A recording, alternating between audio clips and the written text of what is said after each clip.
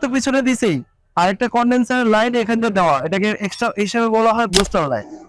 এই বুস্টার লাইনটার কাজ হলো যে এখানে যেন কোনো প্রকার মরিচা না আসে, না ঘামে। ঠিক আছে, ঘামলে কি হবে? নষ্ট হয়ে যাবে।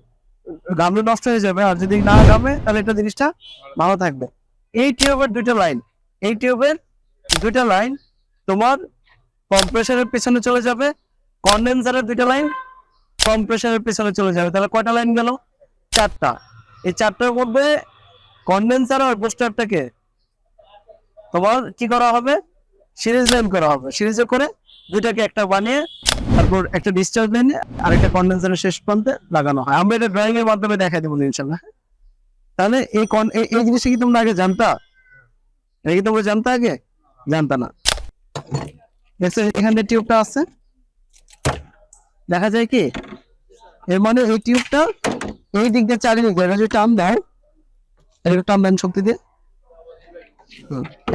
টান দেন, তাহলে বের হলো।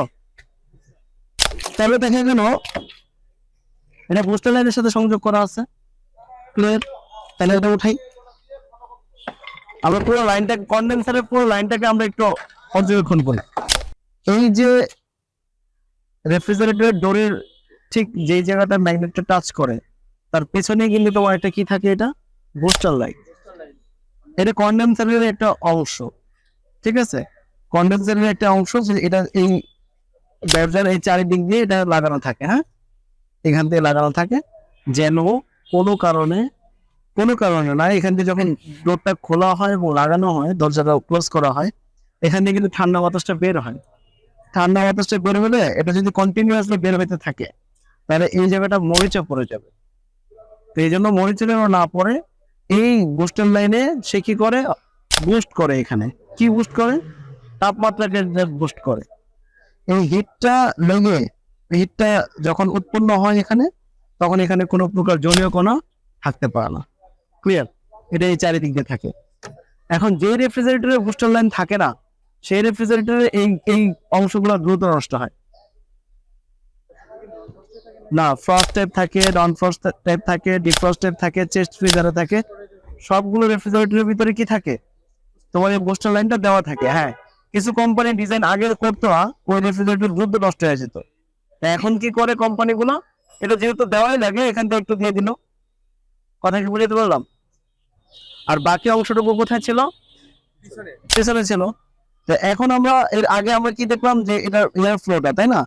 তো এর ভিতর দিয়ে কিন্তু যে দেখা যায় কিন্তু, হ্যাঁ, এখান থেকে কিন্তু দেখা যায় যে বাতাসটা এখান থেকে প্রবেশ করে। এয়ার ফ্লোটা আমরা দেখছিলাম, ওই যে ছিদ্রগুলো তোমরা দেখছো, এটা এখান থেকে এখানে আমরা যদি একটা ইয়ে দিই, আমরা ধরো এই টিউবটাকে এখানে যদি প্রবেশ করাই, আমরা এখান থেকে যদি ছিদ্র দিয়ে ঢুকাই তাহলে দেখা যাবে, এই দেখো, এভাবে দেখা যায় কি? কথা বুঝতে পারছি? এর মানে কি এখান থেকে কি রাস্তা আছে বলে তো বাতিল ঢুকতেছে? হ্যাঁ, আমি কথা বুঝতে পারছি? ওটা লাগবে না, এখান থেকে দেখা যায় কিনা সেটা বলো। এর মানে ছিদ্র দিয়ে ঢুকে এখান থেকে বের হয়। তাহলে এই ছিদ্রটা এখান দিয়ে যেমন একটা ছিদ্র আছে, এখান দিয়েও আছে, আবার ঠিক নিচে দিয়ে, নিচের অংশ দিয়ে কিন্তু একই ছিদ্রটা কিন্তু আছে আরেকটা। ক্লিয়ার? এই ছিদ্র দিয়ে বাতাসটা টানে, এই ছিদ্র দিয়ে টানে, আর সামনে দিয়ে কি করে? সরবরাহ করে। কিছু বাতাস এখান থেকে সরবরাহ করে নিচে চলে আসে, আবার পুনরায় রিটার্ন চলে যায়, আবার আসে, আবার চলে যায়। এইভাবে 24/7, মানে 24 ঘন্টা 7 দিন এইভাবে চলতে থাকে কন্টিনিউয়াস। আর যতদিন রেফ্রিজারেটর চলবে ততদিন ওইভাবে কাজ করতে থাকবে। এখন তোমাদের এই জিনিসগুলো দেখানোর উদ্দেশ্য হলো এইটা, যে তোমাদের ব্রেনের ভিতরে একটা প্রতিচ্ছবি তৈরি করা, তোমাদের কল্পনা শক্তিতে একটা প্রতিচ্ছবি তৈরি করা, যে তোমরা রেফ্রিজারেটরের ভিতরে আসলে কি আছে, ডিজাইনটা কেমন, সেটা যদি তোমরা জানো তাহলে তোমরা এটা করতে পারবা যে এটা প্রবলেমটা কি আর সলভ কিভাবে করতে হবে। কথা কি বুঝতে পারছি? দক্ষ হয়ে বিদেশ যাব। We are from